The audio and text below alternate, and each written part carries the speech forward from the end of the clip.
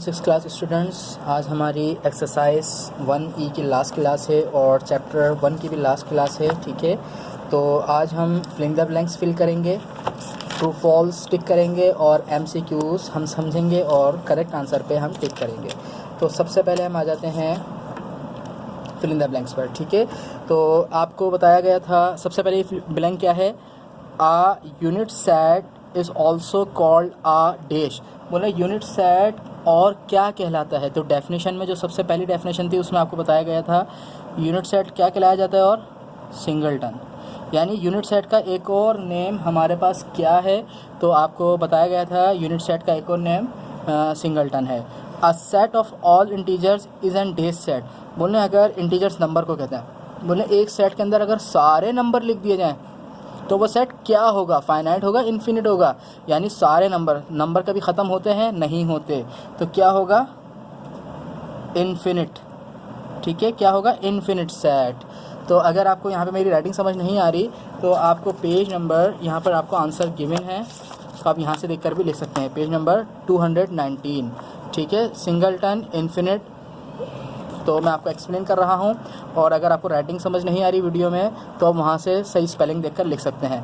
Third है the symbol this represent a dash set. तो आपको डेफिनेशन में बताया गया था कि इस सिंबल को हम कौन सा सेट कहते हैं, एम्प्टी सेट। क्या कहते हैं, एम्प्टी। ठीक है, एम्प्टी सेट।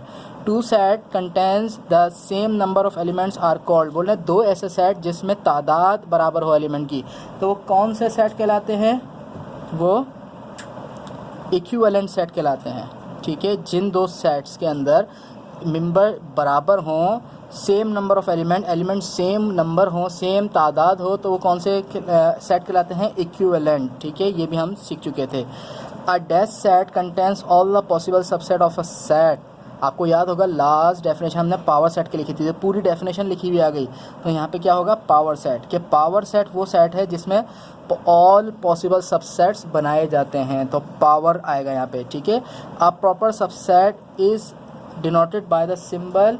हमने पढ़ा था प्रॉपर सबसेट की डेफिनेशन में कि प्रॉपर सबसेट को किस सिंबल से शो करते हैं, इस सिंबल से। तो ये सिंबल यहाँ पे ब्लैंक में आएगा। The number of element in a set is called its. बोले एक सेट के अंदर जो नंबर होते हैं, जितने भी मेंबर हों, 2, 3, 4, 5, उसको क्या कहते हैं, तो उसको कहते हैं कार्डिनैलिटी। ठीक है, तो सेट के अंदर जितने भी मेंबर हैं, मैं आपको एग्जांपल देता हूं, जैसे 1, 2, 3, 4, 5 कितने मेंबर हैं, 1, 2, 3, 4, 5 मेंबर हैं। तो जितने भी मेंबर हैं इनको हम क्या कहेंगे कि ये 5 इस सेट की क्या है, इस सेट की कार्डिनैलिटी है, यानी इस सेट के अंदर इतने मेंबर हैं। और 6 ब्लैंक है हमारी, set A equal 1, 2, 3 is a dash of B set B 1, 2, 3, 4। यानी बोल रहे हैं कि सेट A सेट बी का क्या है, तो गौर से देखें, सेट ए सेट बी के एलिमेंट से बना है और जिसके एलिमेंट से बनता है उसको हम कहते हैं सबसेट। यानी सेट ए सेट बी का क्या है, सबसेट है। इसी तरह overlapping sets have at least 1 dash element. हमने ओवरलैपिंग की डेफिनेशन नहीं की थी, तो मैं आपको ओवरलैपिंग की ऐसी बता देता हूँ कि अगर दो सेट के अंदर कम से कम एक एलिमेंट सेम है, ठीक है, तो उसको ओवरलैपिंग सेट करते हैं। तो क्या कह रहे हैं कि ओवरलैपिंग सेट में कम से कम एक एलिमेंट क्या होता है, एक एलिमेंट कॉमन होता है, कॉमन। ठीक है, ओवरलैपिंग सेट में कम से कम एक एलिमेंट कॉमन होता है। यहाँ पे आंसर आएगा कॉमन। तो लास्ट ब्लैंक है हमारी कि ये वाले सेट और ये वाले सेट को अगर यूनिवर्सल सेट बनाकर लिखें तो क्या होगा, यानी दोनों सेट को हम मिलाकर लिख देंगे। तो इसमें आपका आंसर आएगा, दोनों सेट को मिलाकर लिख देंगे 1, 2, 3, 4, 5, 6, यानी दोनों सेट के एलिमेंट को अरेंज करके मिलाकर लिख देंगे। तो क्या आंसर आ जाएगा हमारा, 1, 2, 3, 4, 5, 6। तो ये आपकी ब्लैंक्स फिल हो गई हैं 10। इसके बाद हम आ जाते हैं ट्रू फॉल्स पर। If A equal ABCD and B equal BDE then B improper subset of A। बोल रहे हैं कि B A का इम्प्रॉपर सबसेट है। नहीं, इम्प्रॉपर सबसेट नहीं है, प्रॉपर सबसेट है। तो ये क्या है, फॉल्स। ठीक है, ये सिंबल इम्प्रॉपर का था ना। इम्प्रॉपर तो कहते हैं एलिमेंट एक जैसे हों और प्रॉपर में कहते हैं कि एलिमेंट कम हो, तो ये तो प्रॉपर है, इम्प्रॉपर नहीं है। ठीक है, तो यहाँ पे फॉल्स आ जाएगा। There can be no 1-to-1 correspondence in set A and B, कि A और B में कोई ताल्लुक़ नहीं है, हालांकि ये इक्विवेलेंट सेट है। तो यहाँ पे बोल रहे हैं ना ये इक्वल है ना इक्विवेलेंट है, कोई ताल्लुक़ नहीं है, कॉरेस्पॉन्डेंस कोई ताल्लुक़ नहीं है, हालांकि ताल्लुक़ है इक्विवेलेंट का, तो ये फॉल्स हो जाएगा। ठीक है, यहाँ पे कह रहे हैं कि कोई ताल्लुक़ नहीं है, तो सेकंड वाला फॉल्स हो जाएगा। थर्ड वाले में देखें इफ़ सेट, अच्छा यहाँ पे साउथ के बाद कॉमा लगा दें, ये प्रिंटिंग मिस्टेक है। ठीक है, साउथ के बाद कॉमा लगा दें, जापान, चाइना, साउथ कोरिया, और सेट बी में मार्स, अर्थ, जुपिटर, यूरेनस बोल रहे हैं। ये दोनों सेट इक्विवेलेंट सेट है। इक्विवेलेंट सेट में क्या होता है, मेंबर की तादाद सेम होती है, यानी 1 2 3 4 1 2 3 4 4 एलिमेंट्स हैं, तो ये ट्रू हो जाएगा। ठीक है, इक्विवेलेंट सेट हैं, बिल्कुल हैं ये। इसके बाद 4 देखते हैं, the power set includes a null set, के पावर सेट में नल सेट भी शुमार किया जाता है, बिल्कुल किया जाता है। ठीक है, ट्रू। P 1 2 3 4 5 6 7 8 9 10 इस सेट को बोल रहे हैं अगर सेट बिल्डर फॉर्म में लिखेंगे तो इस तरह लिखेंगे, नहीं भाई, सेट बिल्डर फॉर्म में हमने तो एक्सरसाइज 1B में पढ़ी थी, उसके शुरू में x सच दैट x लिखते थे, तो ये सेट बिल्डर फॉर्म नहीं है, फॉल्स। सेट बिल्डर फॉर्म के तो हमेशा शुरू में क्या आता है, x such that x। A set of all children in a school is a finite set, बोलने किसी स्कूल के अगर ऑल चिल्ड्रंस का नेम किसी सेट में लिखा जाए तो वो सेट फाइनाइट ही होगा, यानी उसको गिना जा सकता है। बिल्कुल, एक स्कूल के अंदर इन्फिनिट चिल्ड्रन तो नहीं होते, तो ये ट्रू हो जाएगा। ठीक है, यानी अगर किसी स्कूल के चिल्ड्रंस का नेम हम लिखें तो वो गिने जा सकते हैं, बिल्कुल, तो वो फाइनाइट सेट होगा, true. A set of all the beautiful cities of the world is a well defined set, कह रहे हैं कि अगर दुनिया के सारे खूबसूरत शहरों के नाम एक जगह जमा करें तो वेल डिफाइंड होगा। वेल डिफाइंड का मतलब है कि जिससे भी पूछो वो वही वाले नाम बताएगा, नहीं मेरे लिए मुझे कोई और सा शहर अच्छा लगता है, आपको कोई और सा शहर अच्छा लगता है, तो दुनिया के जो खूबसूरत शहर हैं वो वेल डिफाइंड नहीं है, फॉल्स।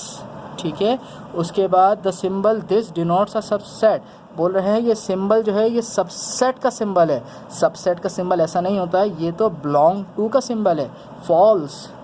ठीक है, ये सबसेट का सिंबल नहीं है, ये बिलोंग टू का सिंबल है। सबसेट का सिंबल क्या होता है, इस तरह का है ना, ये वाला सिंबल तो बिलोंग टू का होता है, तो ये फॉल्स हो जाएगा। इसके बाद true for number 9, set B is the super set of A if set B contains all the element of set A, कह रहे हैं कि सेट B सुपर सेट होगा A का अगर B में शामिल है A के सारे एलिमेंट। तो हमने यही तो सुपर सेट की डेफिनेशन में पढ़ा था कि स्मॉलेस्ट सेट के सारे एलिमेंट उसमें कंटेन होते हैं, शामिल होते हैं, तो ये ट्रू हो जाएगा, तो सुपर सेट होगा बिल्कुल। द कार्डिनलिटी किसे कहते हैं, सेट के अंदर जितने मेंबर हैं उन मेंबर की तादाद को। The cardinality of set A is 30, बोल रहे हैं कि इस सेट की जो कार्डिनलिटी है वो 30 है, तो काउंट करके देखते हैं, 1 2 3 4 5, इस सेट की कार्डिनलिटी तो 5 है, 30 थोड़ी है, तो ये क्या हो जाएगा, फॉल्स। ठीक है, तो ये हमारे ट्रू फॉल्स भी हो गए। अब हम आते हैं MCQs की तरफ। MCQs आपने राइट कर लिए होंगे, मैं बुक ही में सॉल्व करवा रहा हूँ। ठीक है, तो आप अपनी कॉपी में सॉल्व करेंगे। सबसे पहले कहा गया है कि एक ऐसा सेट बनाएं जिसके अंदर इवन नंबर हों। इवन इंटीजर्स का मतलब क्या है, इवन नंबर, जिसके अंदर इवन नंबर्स हों, और इवन नंबर क्या हों, 10।